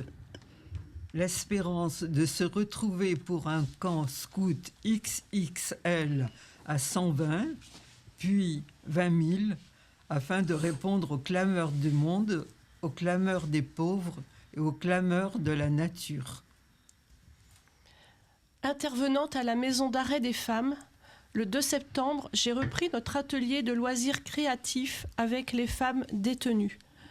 Ce fut une journée très riche, pleine de rencontres, où les détenues entre elles étaient dans le partage. J'en suis sortie pleine d'espérance. À la maison de quartier La Locomotive, les gens sont heureux de se retrouver au repas solidaire et les bénévoles sont fiers des repas qu'ils préparent. Au décès de ma mère, j'ai reçu beaucoup d'amour de mes proches et d'amis musulmans qui sont venus à la maison pour me partager le repas. L'espérance, c'est de voir une aussi belle personne que toi, Denise, qui transmet ta force de vivre et ton espoir dans la vie à toutes les personnes qui croisent ton chemin. Merci Denise, tu es source d'espérance. Merci de nous avoir lu et partagé ces témoignages. Qu'est-ce que ce travail il a changé dans le regard que la communauté porte sur elle-même, Philippe ? Père Philippe. Je ne sais pas si c'est le regard de la communauté qui porte sur elle-même, mais sur le regard que les chrétiens portent sur leurs voisins et leurs voisines. C'est ça que je crois qui a changé. Et de voir cette espérance, cet Esprit Saint qui agit au cœur des voisins, du voisinage, et le Seigneur qui, à travers nos yeux, regarde ce que nous vivons, nous-mêmes et les autres. Je trouve que c'est là tout l'intérêt. Dans l'Évangile, on est frappé par les gens qui disent que le regard de Jésus les a touchés. Et bien là, c'est pareil. Par nos regards, nous nous laissons toucher par ce qui est vécu. Et c'est plein d'espérance. Et pour moi, c'est ça, l'espérance en acte. Vous le vivez comme ça aussi, Isabelle, Claire ? Oui. Vous êtes touchée quand vous lisez ces mots ? Oui, c'est touchant. Ouais. C'est tout simple. Oui, c'est simple. Et en même temps, c'est ce qui fait notre vie. Ouais. Et c'est quand même super de voir qu'il y a des belles choses autour de nous, malgré tout ce qui se passe. Voilà. On n'est pas chrétien seulement de 10h30 à 11h30 le dimanche. Merci Isabelle, Claire, Michel d'avoir partagé cette matinale avec nous. Et tout de suite, on remonte le temps pour ce voyage. Je suis entourée de Laurence Royer, Laurence Bocandé, coprésidente de l'ALPAC, l'amicale laïque du quartier, et Alain Dubreuil, habitant de Saint-Jean de longue date. C'est le tour des clochers. Bonjour à tous les trois. Bonjour. Tout ce que vous allez nous raconter, enfin en tout cas pour Laurence Bocandé, Laurence Royer, vous le puisez dans un livre, celui de Louis Lebaille, Saint-Jean et les Batignolles, histoire d'un quartier nantais. Exactement, un très beau livre que vous avez apporté. Alors, en une dizaine de minutes, vous nous proposez de remonter des Batignolles jusqu'aux 4 lieux de culte d'aujourd'hui. Alors, on va remonter à l'origine. Tout commence en 1845 avec la naissance de la paroisse Saint-Joseph de Porterie. Pourquoi est-ce qu'on crée une paroisse ici, à cette époque ? Précisons que Saint-Joseph était un quartier et non une paroisse à l'origine, dépendant de la paroisse de Saint-Donatien. Bon, sauf que Saint-Donatien, pour les habitants du quartier, c'était vraiment très loin. Pour les habitants qui étaient des fermiers, des maraîchers et surtout de grands propriétaires terriens qui demandèrent la construction d'une église plus proche. Et c'est ainsi qu'est née la paroisse de Saint-Joseph. Saint-Donatien, du coup, perdit des habitants. Environ 843 habitants sont changés de paroisse. Notre petite église, si on la compare à l'église de Sainte-Anne, qui était construite à la même époque, par la même ordonnance royale, était une modeste église, sortie du catalogue de l'architecte chenantais, qui n'avait pas été choisi parmi les modèles de haut de gamme. Elle perdit d'ailleurs son clocher, foudroyé, le 7 juin 1930, et il ne fut jamais reconstruit. Et on arrive ensuite dans les années 20. Et un mot s'impose, l'usine des Batignolles, qui va donner son nom au quartier. Et c'est dans ce contexte très ouvrier qu'en 1924 naît la paroisse Saint-Georges. Alors d'abord, c'est une église en bois, comme les maisons des cités. Racontez-nous ce quartier-là et cette naissance. Et oui, effectivement, en bois, parce que les cités construites par le patronat sont constituées de petites maisons en bois, démontables, de type Bessonneau. Et elles semblaient à l'époque assez confortables, avec un WC à l'extérieur et un petit jardin. Bon, confortables malgré le manque d'isolation. Elles étaient chaudes l'été et froides l'hiver. Ces cités avaient surtout été le moyen pour les entreprises de stabiliser la population ouvrière à proximité de l'usine. Alors au début, Saint-Georges est considéré comme une succursale de Saint-Joseph de Porterie. Puis, elle devient l'église des ouvriers et elle s'affranchit de Saint-Donatien et Saint-Joseph en devenant paroisse officielle en 1924. Et alors, 10 ans plus tard, l'église est devenue trop petite, l'église en bois. Ben oui. En 1933, on pose la première pierre d'une église en béton et briques. Comment ces deux églises ont fini par en faire qu'une ? Alors effectivement, la petite église en bois était devenue trop petite. On réfléchit à trouver un terrain qui se trouvait sur la place des fêtes et du marché. Elle se construit donc en béton et en briques. Elle a d'ailleurs été dessinée par René Ménard, celui qui avait aussi construit Sainte-Thérèse, la grande église Sainte-Thérèse, à l'ouest de Nantes. Elle était légèrement plus petite que l'église en bois, mais en fait, les deux églises faisaient une, c'est-à-dire qu'on rentrait par la chapelle en bois et ensuite on arrivait dans la chapelle en briques. Cela a permis donc d'accueillir 2 fois plus de monde. Et les deux églises ont cohabité jusqu'en 1966. À ce moment-là, on commence à voir le déclin de la population ouvrière et cette population se déplace vers un autre quartier, vers l'Héraudière. Là-bas, une chapelle en bois est construite aussi en 1960 et c'est en 2000 que cette chapelle en bois deviendra l'église Saint-Bernard. Juste une petite chose, c'est qu'on ne peut pas parler des Batignolles sans mentionner le travail social du curé des Batignolles, Joseph Guillot, qui créa le patronage et le journal Entre nous, qui était un trait d'union entre les œuvres des amicales du quartier. Et pour preuve, la bibliothèque du patronage devint ensuite une bibliothèque publique. Alors avant de poursuivre, peut-être que c'est là vous vous souvenez de cette période-là, Alain Dubreuil ? Moi, j'ai été apprenti chez Brissonneau et je venais prendre mes cours à l'ancienne école des Batignolles qui se trouvait au milieu de la cité en bois de la cité des Batignolles. J'avais même des maîtres, des profs qui habitaient dans cette cité puisque c'était souvent des ouvriers issus de l'usine qui venaient transmettre leur savoir et leurs connaissances. Voilà, donc j'ai bien connu l'usine, la cité en bois des Batignolles. Il y avait, je me souviens même d'un lavoir. Il y avait un lavoir au milieu de la cité où je ne sais pas si, enfin de mon temps, c'était quand même relativement récent, c'est dans les années 60. Donc je ne sais pas si le lavoir servait encore beaucoup, mais enfin il y avait beaucoup de retrouvailles autour du lavoir. Voilà, je voudrais dire aussi que cette cité des Batignolles a dégagé un esprit qui, entre autres, a été animé par un grand militant syndicaliste et chrétien qui habitait route de la gare de Saint-Joseph, qui s'appelait Gilbert Declercq, qui a été un très très grand militant, qui est entre autres de ceux qui sont à l'origine de la déconfessionnalisation de la CFTC en CFDT en 1964 et qui a mené des luttes pour la classe ouvrière qui étaient très importantes.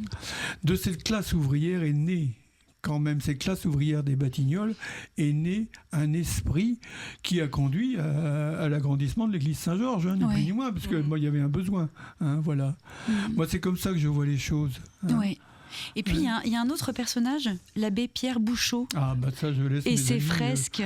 Voilà. Qui était-il et qu'est-ce qu'elle raconte, ces peintures, en particulier la sanctification du travail? Alors, Pierre Bouchot, il est né en 1887 dans une famille de notables qui était très, très attachée à la peinture, une éducation qui mêlait art et religion.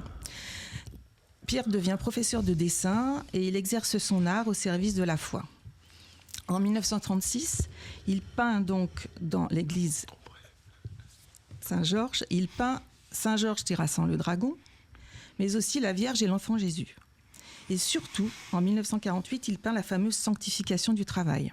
Alors cette fresque, elle représente le Christ, surmontée de scènes qui mettent en valeur les travailleurs et notamment ces millions de femmes laborieuses, qui cousent, qui nourrissent et qui soignent. Il y a d'ailleurs une bannière assez explicite « Venez à moi, vous qui peinez et travaillez ». Ouais. Vous l'avez vu mettre en œuvre? Vous avez vu cette fresque? Alors non, j'ai malheureusement jamais vu cette fresque. Moi, je l'ai vue. Moi, je l'ai vue. Père Philippe, vous l'avez vue? L'an dernier, la ville nous a permis de rentrer dans ce qui est maintenant un studio de répétition et j'ai pu la voir en vrai. Mais nous l'avons aussi dans le couloir de l'église Saint-Georges des Batignolles, en grand. Mais j'ai pu la voir avec mes yeux et voir aussi justement les deux autres fresques, la Sainte Famille qui est à gauche et à droite Saint-Georges terrassant le dragon. Et c'est assez formidable de voir cette fresque très très belle. Oui, parce que l'église Saint-Georges a failli disparaître en 1991 et la fresque avec elle, mais elle a été sauvée. Et oui, l'église Saint-Georges, elle était vraiment la première église, elle était vraiment en piteux état. Et donc, elle a été remplacée par l'église où nous nous trouvons aujourd'hui, l'église Saint-Georges de la Beaujoire. Initialement, il était prévu de détruire l'ancienne église Saint-Georges et aussi, du coup, la fresque. Mais il y a eu vraiment un tollé de la part des croyants comme des non-croyants qui ont dénoncé ce criminal projet. Voilà. L'une des raisons, c'est parce que sur la fresque, beaucoup de gens du quartier se reconnaissent. Ouais. C'est moi qu'on va détruire la fresque. Et il y a encore ils sont rares, mais certains se disent ça, c'est moi enfant. Alors qu'en fait, effectivement, c'est ce que se disaient les gens, alors qu'en fait, l'auteur avait surtout pris les portraits de sa famille. Mais enfin, ça pourrait être des gens du quartier quand même. Mais ça pouvait être des gens du quartier. Et finalement, donc, c'est la municipalité qui a racheté l'église en 1992 et qui l'a donc transformée en, on va dire, magasin des décors du théâtre Gralin et aussi en salle de répétition. Et c'est ainsi que les Batignolais ont sauvé et leur église et la fresque. Waouh. Pour le mot de la fin, peut-être pour Alain Dubreuil, vous qui vivez ce quartier de cette longue histoire ouvrière et croyante jusqu'au prêtre ouvrier de l'après-guerre, qu'est-ce qui reste vivant aujourd'hui? Pour moi, je pense que, je suis pas un grand pratiquant de l'église Saint-Joseph. Je vais à toutes aides d'habitude. Bon, désolé, mais ce que je crois, c'est que le quartier a explosé littéralement au cours de ces dernières années avec l'installation de nouveaux logements, de nouveaux services, etc. Ça a bondi en avant comme c'est pas possible, et que le petit bourg de 500 ou 600 habitants qui existait encore au cours des années 60 est devenu véritablement un grand quartier de Nantes. Et moi, ce que je crois, c'est que de cette population va naître un esprit, une spiritualité qui devrait permettre de continuer la vie paroissiale de Saint-Joseph et de Saint-Georges. Voilà. Eh bien, un grand merci à vous trois. Merci Laurence Royer, Laurence Bocandé d'être venue, coprésidente de l'Alpac. Merci Alain Dubreuil. Quel chemin parcouru des Batignolles jusqu'aux 4 lieux de culte voisins d'aujourd'hui. Dans quelques instants, après les informations internationales de Radio Vatican, nous pousserons une dernière porte, celle de la pension de famille Nouvel Horizon, avec Brigitte Pâtissier, bénévole de Habitat et Humanisme, une association qui offre un toit et bien plus qu'un toit à des personnes que la vie avait laissées au bord du chemin. Restez avec nous, le Tour des Clochers revient juste après. Vous êtes sur Radio Fidélité et jusqu'à 9h, c'est le tour des clochers. Tiffaine Sellier et ses invités reviennent dans quelques instants.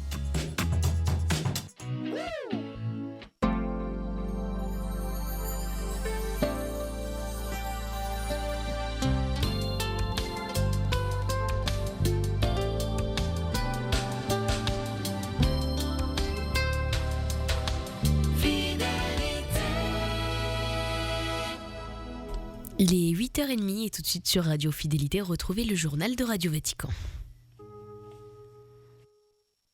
Laudetur Jesus Christus.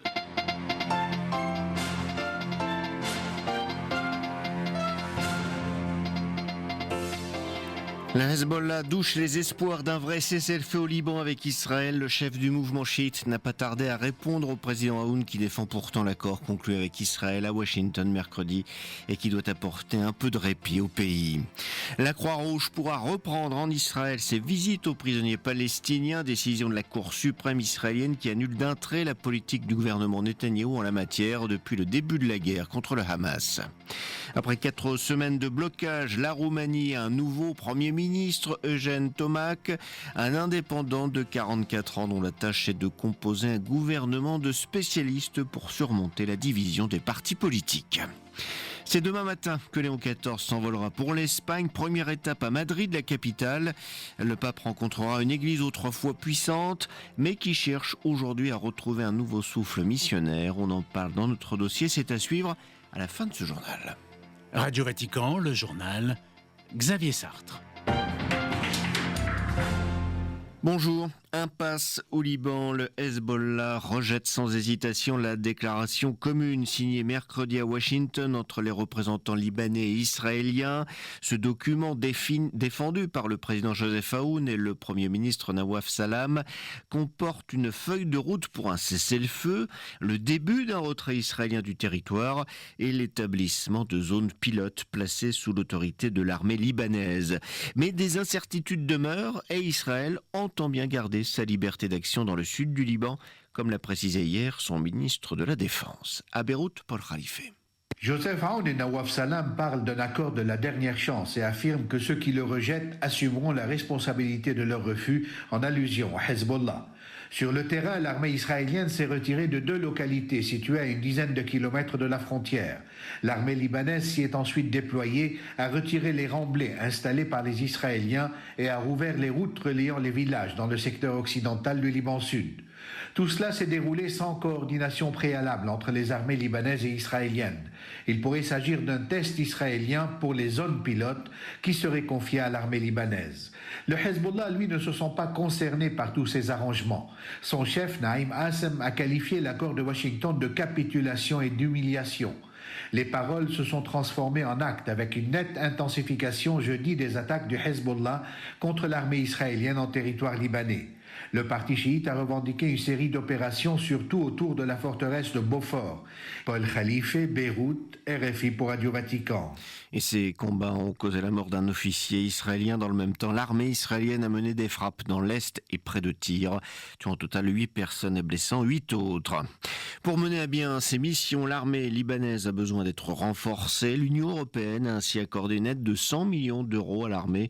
La meilleure façon d'éliminer la menace que représente le Hezbollah est de renforcer l'État libanais. C'est ce qu'a déclaré la chef de la diplomatie européenne, Kaja Kallas. Les casques bleus de la Finule ne sont pas épargnés. Un soldat serbe a été tué. C'est le 7e membre du contingent onusien à périr depuis début mars. Le secrétaire général des Nations Unies a condamné ce qu'il qualifie de meurtre. De l'autre côté de la frontière, en Israël, le gouvernement de Benyamin Netanyahou, retoqué par la Cour suprême. À l'unanimité, les juges ont annulé sa politique interdisant au Comité international de la Croix-Rouge de rendre visite aux prisonniers palestiniens détenus pour raison de sécurité. Ils ont estimé qu'elle n'était étayée ni par le droit israélien ni par le droit international. À Tel Aviv, les explications de Julia Ganancia. La Cour suprême israélienne ordonne à l'État de rétablir les visites du Comité international de la Croix-Rouge aux prisonniers palestiniens détenus pour des raisons de sécurité. Les juges estiment que le gouvernement n'a présenté aucun fondement juridique solide pour maintenir l'interdiction imposée après l'attaque du Hamas du 7 octobre 2023. À l'époque, Israël justifiait cette mesure par le refus du Hamas d'autoriser le CICR à voir les otages israéliens à Gaza. Mais la Cour souligne que cet argument ne tient plus, les derniers otages vivants ayant été libérés en octobre 2025 et en janvier dernier, l'armée avait réussi à localiser et à ramener en Israël les derniers corps d'otages tués pendant leur captivité à Gaza. L'État devra donc permettre au CICR de reprendre ses visites et de recevoir des informations sur les détenus sans qu'aucun calendrier précis ne soit fixé. À Tel Aviv, Julia Ganancia pour Radio Vatican. Volodymyr Zelensky propose de rencontrer directement Vladimir Poutine pour mettre fin à la guerre. C'est ce que le président ukrainien a écrit à son homologue russe dans une lettre ouverte publiée hier. L'Ukraine est prête à un cessez-le-feu complet pour la durée des négociations auxquelles il estime que l'Europe et les États-Unis doivent participer, affirme-t-il. Pendant ce temps, les derniers bombardements russes sur l'Ukraine ont causé la mort de 3 personnes la nuit dernière dans la région de Zaporijjia et de Kherson. Un mois sans gouvernement, un mois à trouver le bon candidat. C'est ce qu'il a fallu au président roumain Nicu Jordan pour nommer l'eurodéputé Eugène Tomac au poste de Premier ministre. Ce dernier a maintenant 10 jours pour former un cabinet et surmonter surtout un vote de confiance au Parlement, ce qui est loin d'être évident. À Bucarest, les explications d'Alex Diaconescu. Ce furent 4 semaines de blocage politique insurmontable qui ont suivi la destitution du gouvernement de Bucarest par motion de censure initiée par les sociodémocrates et les nationalistes.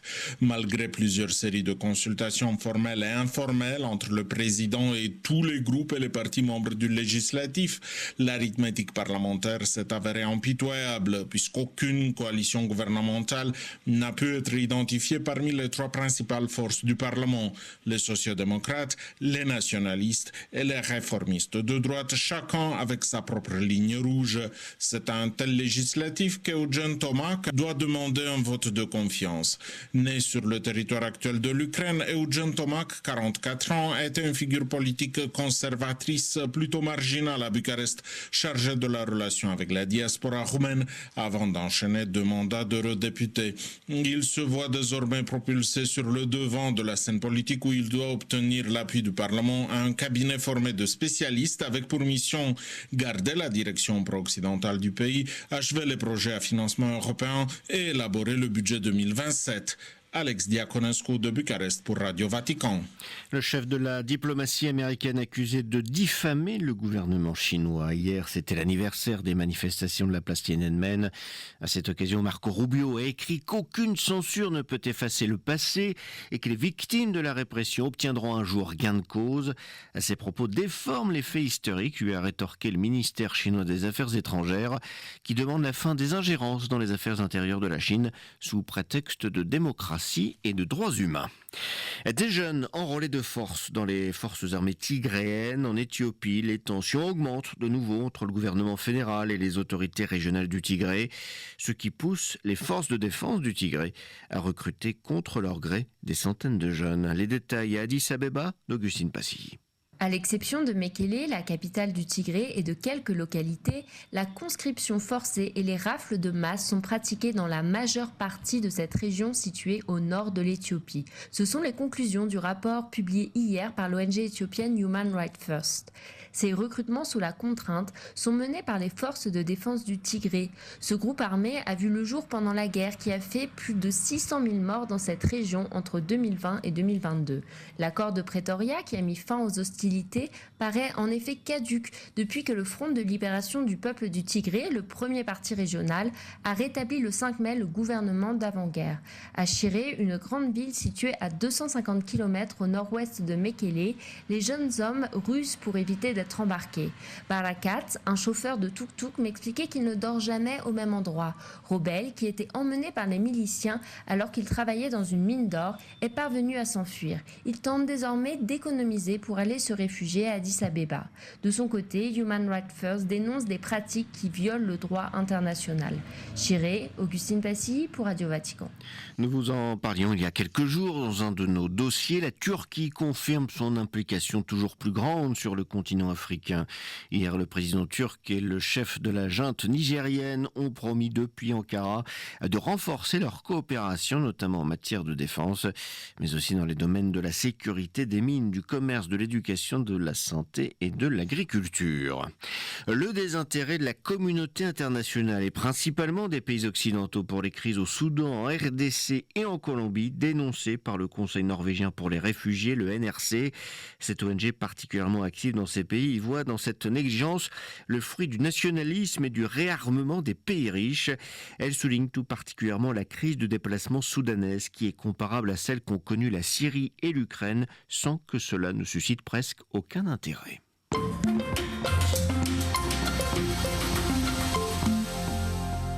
C'est demain que Léon XIV s'envolera pour l'Espagne, destination choisie pour le 4e voyage apostolique de son pontificat. 2500 km seront parcourus pour relier Madrid, Barcelone et les 2 principales îles des Canaries, Grande Canarie et Tenerife. L'itinéraire du Saint-Père débutera dans la capitale espagnole, là où 15 ans plus tôt, Benoît XVI célébrait aux côtés de près de 2 millions de jeunes fidèles la messe de clôture des JMJ de Madrid. Depuis cette visite, la dernière d'un pontife en Espagne, la société espagnole a connu d'importantes mutations dans son rapport à la religion catholique incarnée par un sécularisme galopant et une instrumentalisation politique du message de l'Évangile.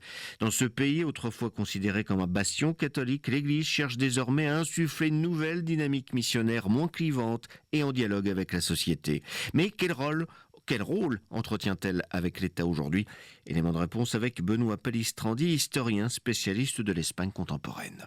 Le précédent régime, la dictature de Franco, était national-catholique et elle avait beaucoup instrumentalisé l'Église et la doctrine catholique pour justifier son pouvoir. Or, en 1975, lors de la messe d'intronisation du roi Juan Carlos, le cardinal archevêque de Madrid, Monseigneur Tarancón, avait dit qu'aucun parti politique ne pouvait utiliser l'étendard de l'Église, si bien qu'il avait acté la fin du national-catholicisme. En 1978, la Constitution reconnaît l'importance de la religion catholique dans la vie espagnole, mais effectivement n'accorde pas à l'Église un statut officiel. Donc nous ne sommes pas dans un régime concordataire. L'autre élément aussi, c'est que longtemps l'Église a accompagné les cérémonies officielles. Lors d'événements collectifs comme les attentats de Madrid en 2004, qui avaient fait 192 morts, il y avait eu une messe solennelle à la cathédrale de l'Almudena. Mais on constate depuis une dizaine d'années une déliaison entre effectivement ces grands événements collectifs et l'Église. Pour autant, le catholicisme reste un élément indissociable de la création de l'Espagne. Quelles sont les valeurs chrétiennes qui sont encore prégnantes dans la société espagnole aujourd'hui? Eh bien, elles sont nettement en recul, ça, à l'évidence. Je veux dire, sur tout ce qui est la morale collective, la morale individuelle, on est dans une société extrêmement progressiste. L'Espagne est très avancée en termes de PMA, est très avancée aussi sur la question de l'euthanasie. Il y a un service public de l'euthanasie en Espagne.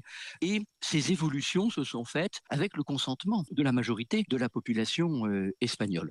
En revanche, je crois qu'il est absolument vrai de reconnaître qu'il y a des mouvements profonds de solidarité, à la fois les organisations liées à l'Église, mais aussi des laïcs engagés, continuent de faire de l'Église une présence solidaire dans la société espagnole, avec, comme dans d'autres pays européens, un clivage entre ceux qui souhaitent que l'Église soit un marqueur d'identité et ceux qui souhaitent que l'Église soit un élément de transformation des sociétés pour que les valeurs évangéliques et les comportements à la lumière de l'Évangile améliorent nos sociétés. L'engagement pour la paix est l'une des vocations de l'Église en Espagne. Est-ce une conviction profonde partagée par le gouvernement aujourd'hui? Le gouvernement espagnol s'est manifesté depuis quelques années sur effectivement un engagement très pacifiste. Alors, il n'y a aucune influence de l'Église sur ce positionnement. On est au contraire dans un clivage politique très clair, et donc l'actuel chef du gouvernement espagnol veut capitaliser politiquement à des fins de politique intérieure ce positionnement pacifiste, mais c'est vrai que depuis quelques mois, l'activisme du gouvernement espagnol lui a permis d'être un peu le porte-parole de ceux qui veulent la paix, notamment au Proche-Orient. Et de ce côté-là, incontestablement, il y a une convergence diplomatique et politique qui s'opère entre le Saint-Siège et l'Espagne. Comment est-ce que donc les Espagnols perçoivent la venue du pape Léon XIV ? La venue de Léon XIV est attendue avec beaucoup d'impatience. D'abord parce qu'elle va avoir lieu dans 3 endroits très importants. Barcelone avec l'achèvement de la Sagrada Familia, Madrid bien sûr, et puis les Canaries. Et donc ça c'est très original comme parcours parce que ça permet de donner une image de la diversité et de la complétude de l'Espagne. Et donc je crois que les Espagnols vont être heureux de ce moment qui va permettre effectivement aussi de mettre entre parenthèses l'âpreté et le caractère très dur du débat politique et social en ce moment. Et je crois que là au contraire on va avoir une semaine pacifiée et qui va faire du bien à l'opinion publique. Interrogé par notre envoyé spécial à Madrid, Alexandra Siergan, Benoît Palistrandi était ce matin l'invité de Radio Vatican. Voilà, c'est la fin de cette édition. Prochain retour de l'actualité en langue française, ce sera à 13h heure de Rome. D'ici là, vous pouvez nous retrouver sur notre site internet ou notre page Facebook. Excellente journée à toutes et à tous. C'était le journal de Radio Vatican que vous pourrez retrouver sur Radio Fidélité dès 13h. Il est 8h45. Bon réveil à tous et puis on retrouve Tiffaine Sellier en direct du Tour des Clochers. Tiffaine. Oui, merci Clara. Et bonjour à vous, chers auditeurs. Si vous nous rejoignez pour ce dernier quart d'heure du Tour des Clochers, en direct de l'ensemble paroissial Trinité de l'Héraudière, Saint-Philippe-Saint-Georges à Nantes. J'accueille tout de suite Brigitte Pâtissier. Bonjour Brigitte. Bonjour. Vous êtes bénévole depuis 13 ans à la pension de famille Nouvel Horizon, portée par Habitat et Humanisme, un lieu qui offre un chez-soi à des personnes longtemps restées en marge du logement. Et Alain Dubreuil, vous êtes toujours avec nous, vous êtes bénévole chez Habitat et Humanisme. D'abord, pour ceux qui ne connaissent pas, qu'est-ce que c'est précisément Habitat et Humanisme ? Habitat et Humanisme, c'est une association parmi une 60aine d'associations sur le territoire français et belge. Association qui est réunie en fédération à Caluire précisément. Et cette association, donc cette fédération a été créée par Bernard Devers, qui était originellement un agent immobilier et qui est devenu prêtre. Et donc qui a créé cette association pour venir en aide et pour reloger ou pour loger des personnes en grande difficulté, en grande précarité, notamment des bénéficiaires des minima sociaux. Mmh. Voilà. Et alors, une pension, on parle de pension de famille pour Nouvel Horizon. Concrètement, en quoi est-ce que c'est différent d'un foyer ou d'un logement classique ? Alors, on peut dire que d'abord, il y a 2 salariés du lundi matin au samedi midi en accompagnement des résidents.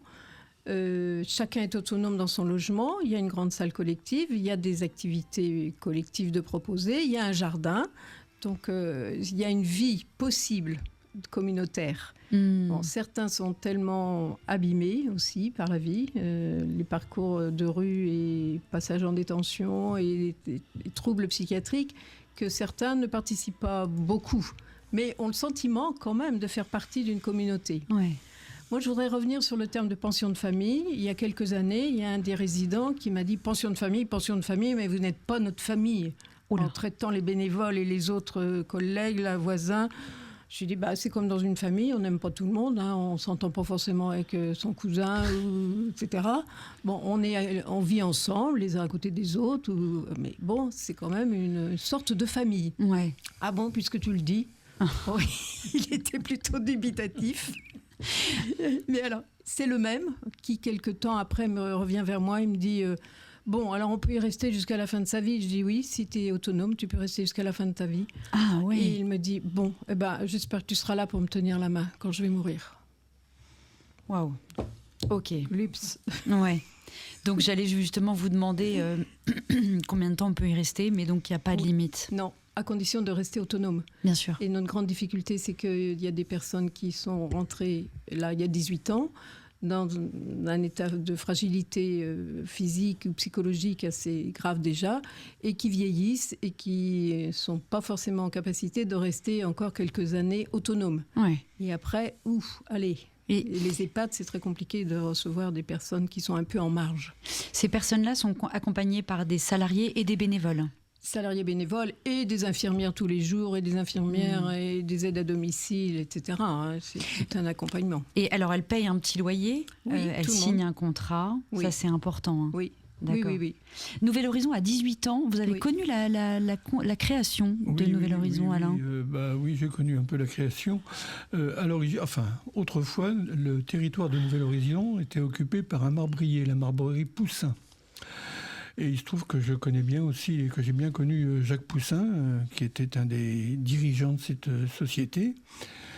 Et lorsqu'ils ont cessé leur activité, parce que ils étaient atteints par la limite d'âge, et qu'ils ont vendu,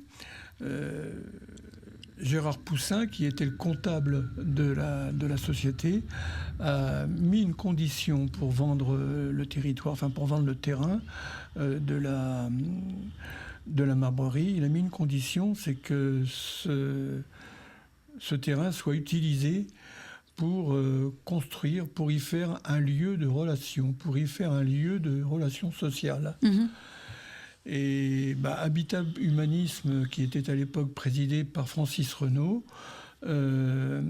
s'est positionné sur ce créneau. Et après pas mal de difficultés pour pouvoir convaincre un peu l'ensemble des militants d'Habitat Humanisme, aussi bien à Nantes qu'à la Fédération lyonnaise, on a réussi à construire cette pension de famille qui finalement a fini par essaimer un peu partout en France. Voilà. Combien de personnes sont accueillies à Nouvel Horizon, Brigitte? 17 personnes, dont un couple. Voilà, donc il y a un petit immeuble de 8 logements et 8 rez-de-jardin, 8 appartements en rez-de-jardin, parce que le jardin est assez grand. Ouais. C'est assez exceptionnel comme lieu, parce que c'est entouré que de maisons particulières, donc c'est très sécurisant. Ouais. Quoi. Vous êtes bénévole, on l'a dit, depuis maintenant un certain bout de temps. Oui. Vous y faites quoi, Brigitte? Alors, au début, j'ai fait de l'accompagnement, de la balade du dimanche. C'est notre curé précédent qui un jour nous a proposé le dimanche, les résidents, ils voient personne, il n'y a pas trop de passages, etc. Est-ce que certains d'entre vous voudraient bien aller les accompagner, sortir un peu dehors? Donc on a commencé comme ça, mon mari et moi. Et donc moi j'apportais un gâteau, du jus de pomme, et puis on faisait le goûter du dimanche. Et au bout de 3 ou 4 mois, un des résidents a dit « dorénavant, c'est moi qui ferai le goûter ». Et en fait, il y avait d'autres résidents qui n'étaient pas en capacité de marcher, qui venaient et qui nous attendaient dans la salle collective au retour de notre balade. Et on a commencé à créer des liens de cette manière-là. Donc il y a ce genre d'accompagnement. Puis après, j'ai poursuivi avec des accompagnements plus spécifiques, accompagné chez le médecin. Quelquefois, le résident en question m'invitait à participer et à entrer dans le cabinet, entendre la consultation. Il y a une vraie confiance qui s'est mise en place. Oui, c'est ça. Et après, je suis devenue référente. Alors, référente, c'est le soutien aux salariés en priorité. Donc, et puis, animer les bénévoles, la réunion des bénévoles, et puis faire le lien avec tout le monde. Participer aux commissions d'admission des nouveaux résidents. Alors, justement, quand quelqu'un se présente, c'est quoi les critères pour pouvoir l'accueillir? Alors, d'abord, ils nous sont envoyés par un service de la préfecture qui s'appelle le SIAO, qui récapitule toutes les demandes de logement pour les gens qui ne rentrent pas dans les critères des bailleurs sociaux classiques. Donc, on reçoit le nouveau candidat avec son travailleur social. Évidemment, l'enjeu est de minimiser les difficultés. On en est totalement conscient, de minimiser les difficultés pour qu'il puisse accéder au logement. Et après, on le reçoit en deuxième entretien tout seul. Et après, avec les autres résidents, pour voir si ça va coller entre guillemets avec les autres. On ne peut pas au plus démolir toute l'harmonie entre guillemets qui existe Bien plus sûr. ou moins et l'équilibre qu'il y a entre les difficultés des uns et des autres à quelqu'un qui est encore plus abîmé. C'est triste, hein, Oui. mais Il y a un juste milieu à il y a un trouver. juste milieu à trouver. Ouais.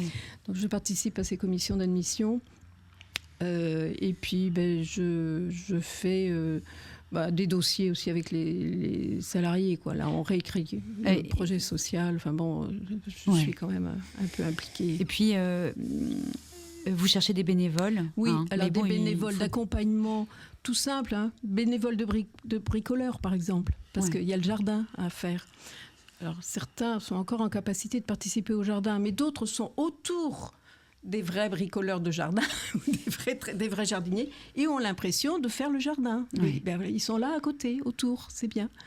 Alors il y a le jardin à entretenir, et puis il y a des bricolages dans les appartements, et puis il y a surtout de l'accompagnement individuel, justement, emmener les gens chez le psychiatre, au resto du cœur.